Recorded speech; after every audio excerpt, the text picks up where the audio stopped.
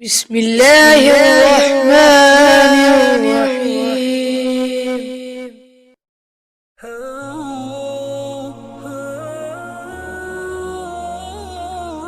ہم سے موسیٰ نے بیان کیا، ان سے ابو عوانہ نے، وہ ابو بشر سے، وہ یوسف بن ماہک سے، وہ عبداللہ بن عمرو رضی اللہ تعالیٰ عنہ سے روایت کرتے ہیں۔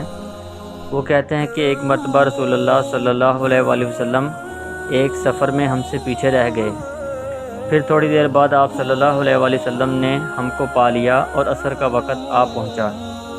ہم وضو کرنے لگے اور اچھی طرح پاؤں دھونے کی بجائے جلدی میں ہم پاؤں پر مسح کرنے لگے۔